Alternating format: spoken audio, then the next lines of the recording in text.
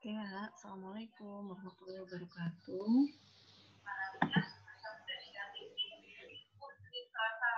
Oke, di sini di pertemuan 3 ya, kita sudah memasuki tentang revolusi industri. Jadi kalau misalkan kalian lihat di materi ya yang berupa PDF, sebentar saya share yang PDF.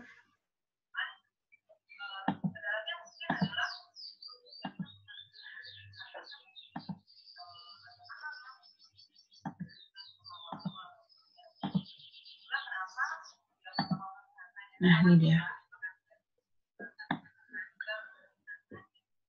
Yaitu tentang revolusi industri.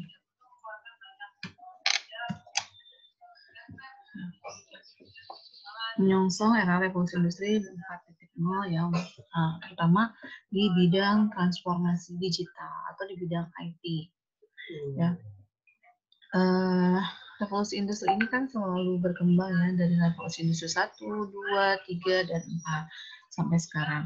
Nah, di revolusi industri 1, nah ini ya.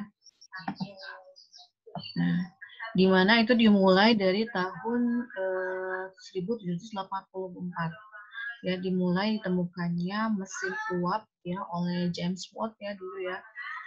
Nah, itu sudah ada ya bagaimana James Watt ini membuat mesin uap ya dalam sebuah pabriknya ya. Nah, untuk sejarahnya nanti kalian bisa baca ya referensinya kapan-kapan saja di sini ya. Nah, industri karena kan industri ini kan memang dipandang sangat dibutuhkan ya, apalagi kita dalam apalagi pabrik-pabrik ya, pabrik-pabrik yang seperti pabrik makanan, pabrik obat-obatan, kemudian kosmetik ya, kemudian untuk peralatan mandi ya, pabrik dan lain sebagainya. Pasti itu sangat dibutuhkan dalam kelangsungan hidup manusia. Nah, jadi dalam perkembangannya pasti akan selalu berkembang ya dari tahun sampai ke tahun. Nah, industrialisasi ini dipandang sebagai pemilihan utama ya, karena ini kan akan mengurangi ya kemiskinan, kemudian ketersediaan jumlah makanan, karena kan setiap pabrik itu kan pasti kan nanti dia selalu memproduksi ya. Nah, keterlambatan memproduksi kan pasti akan menghambat ke faktor lainnya ya. Jadi misalkan produksi pangannya terhenti karena ada kendala mesin atau apa, atau karena sumber daya manusianya yang bekerja itu lelah, capek, berarti kan ya, akan menghambat faktor produksi ya. Maka adanya revolusi industri ini untuk menghilangkan faktor-faktor yang menjadi kendala ya dalam melakukan produksi, dalam meningkatkan tingkat produksi dan lain sebagainya ya. Kembali lagi ke slide saya ini. Kemudian ini ya yang pertama adanya mesin uap ya. Kemudian di revolusi industri kedua dimulai pembuatannya mesin-mesin pabrik ya. Mulai adanya tuh proses pembuatan ban ya. Jadi gimana caranya menjalankan mesinnya ya. Nah, kemudian di revolusi industri 3, nah ini yang pertama ya, yang pertama ditemukannya mesin uap oleh James Watt ya. Kemudian di revolusi industri kedua penemuan listrik ya oleh Michael Faraday. Kemudian untuk yang revolusi industri 3 penemuan komputer ya, chip komputer ya. Kemudian di revolusi industri 4 pengembangan robot dan artificial intelligence atau AI ya. Nah, kenapa sih kita membutuhkan adanya revolusi industri? Kenapa ya? Karena yang pertama perubahan dengan cepat, ya, dengan cepat, mendasar dan mendalam. Ya. Jadi dalam kebutuhan industri, dalam kebutuhan perekonomian pasti kan dibutuhkan perubahan, ya, suatu perubahan. Nah, perubahan ini yang mendukung adanya revolusi industri, ya. Adanya peningkatan produksi, adanya permintaan pasar, adanya permintaan dari pabrikannya, ya, dan lain sebagainya. Jadi mendukung adanya perubahan. Ya. Perubahannya cepat, ya, karena kan kalau kita lihat dari tahun ke tahun, ya, perkembangan industri itu sudah semakin cepat. Kemudian perubahan tersebut karena hasil pemikiran. Ya, hasil pemikiran di sini maksudnya adanya perkembangan ide, ya, yang tadinya misalkan ini, oh tadi cuma bisa menggerakkan, kemudian dibikin tambahan ide lagi supaya nanti mempercepat produksi, ya.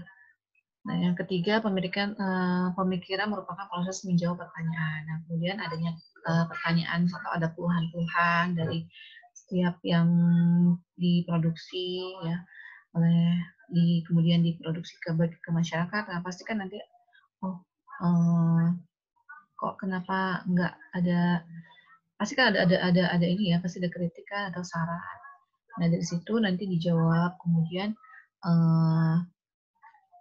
para ahli-ahli itu kemudian membuatkan konsep perubahan lagi, ya.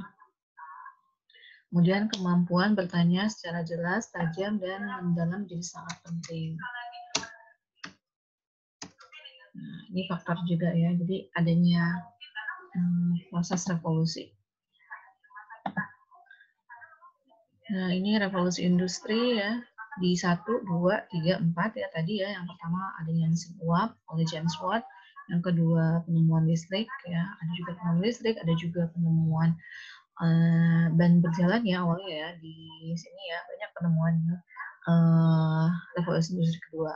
Kemudian revolusi industri ketiga, komputer automation, jadi adanya penggunaan komputer, ya, komputer dalam mengolah data, mengolah perhitungan, dalam membuatkan aplikasi, menjalankan atau membuatkan sistem informasi dan lain sebagainya. Dan sekarang di revolusi industri 4 sudah adanya pengembangan robot dan artificial intelligence. Ya. Nah, ini, ya. Nah, di sini di revolusi industri 4 ini sudah diperkenalkan Internet of Things.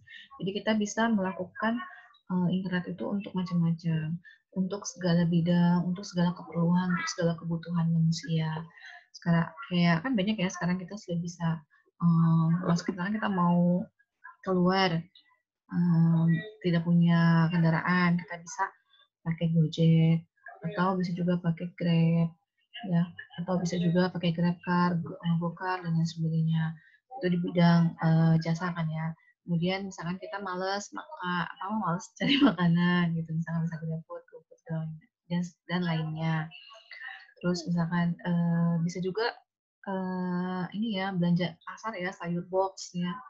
Nah, terus bisa juga kita pakai buat kirim barang, ada GoSend, ya.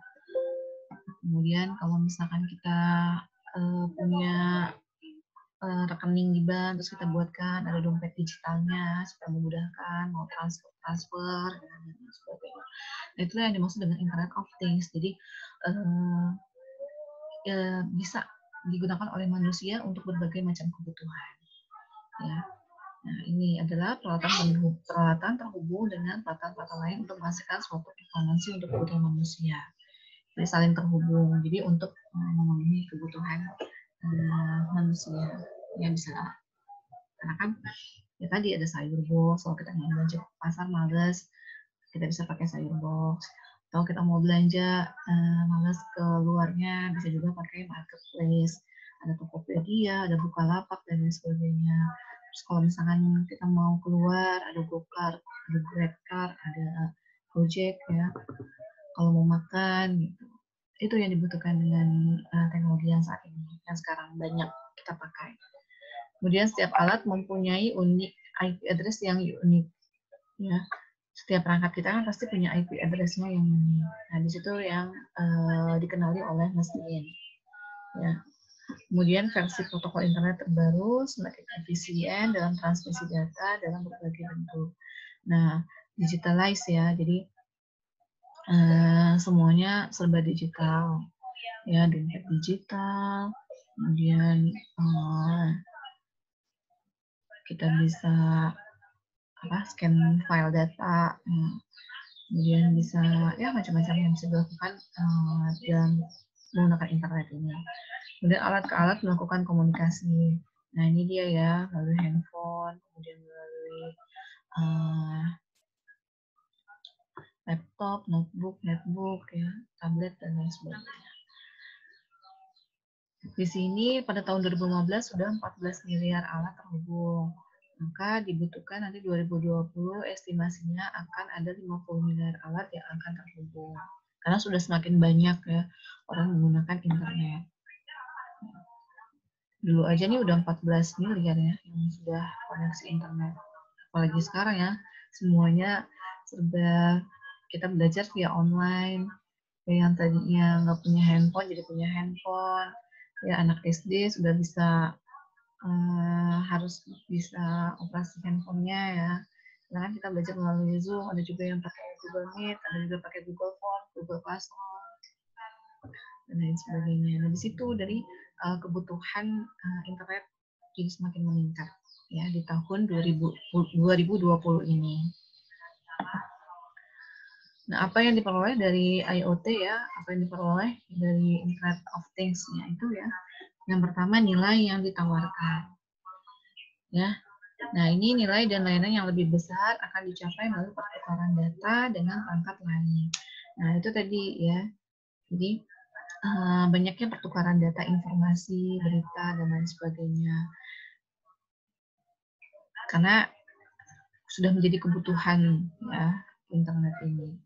Kemudian memungkinkan manajemen aset yang lebih baik. Nah, ini untuk manajemen perusahaan biasanya atau organisasi. Jadi lebih gampang untuk terintegrasi ya. Karena kan tidak perlu, jadi dengan adanya internet memudahkan. Jadi kita bisa mengupload data, mengupload gambar, kondisi dan lain sebagainya, membuatkan laporan ya, kemudian mengupload laporannya ya, dengan sangat mudah ya. Kemudian memudahkan juga dalam memanage infrastruktur perusahaan ya, membuatkan laporan penggajian, kemudian meminimalisir tingkat kesalahan. Kemudian nah ini dia konsumsi sumber daya yang lebih efisien. Maksudnya jadi tidak perlu banyak menggunakan sumber daya, jadi lebih efisien.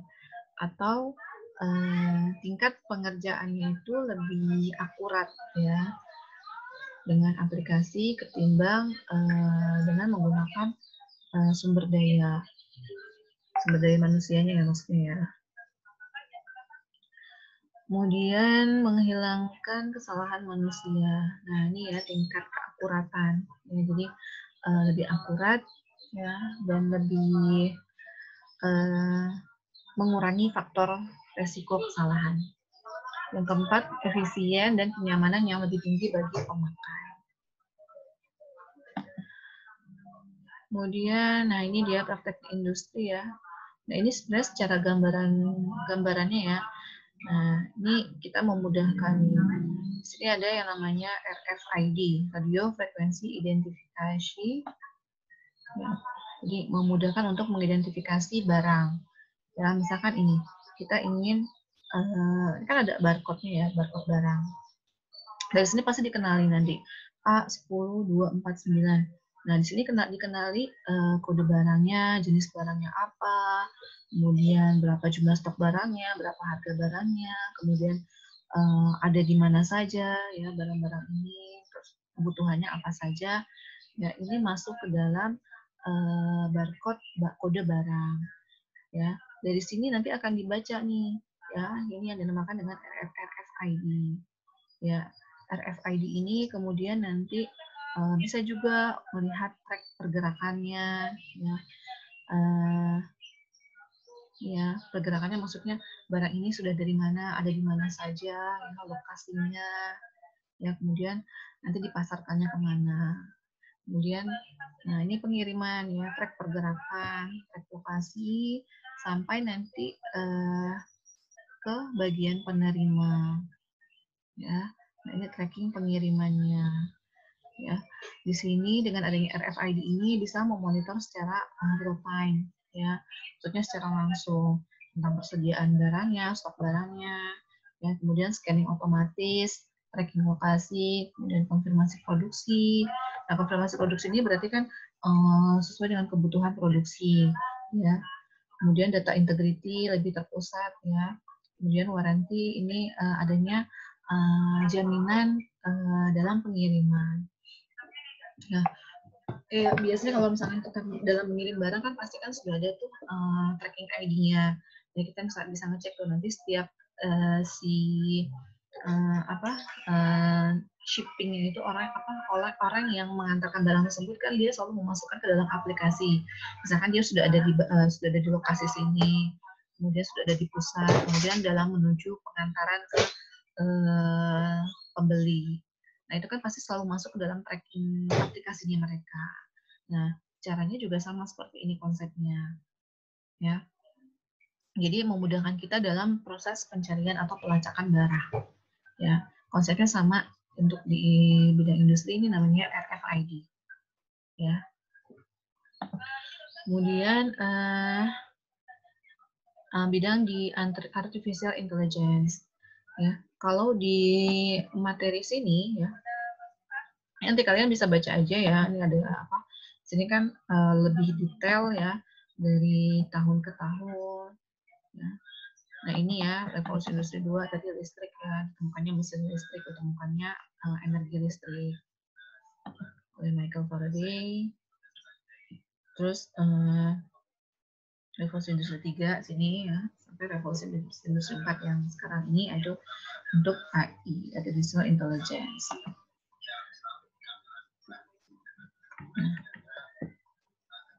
Oh sebentar, baterainya habis. Ya mati lah. Ya.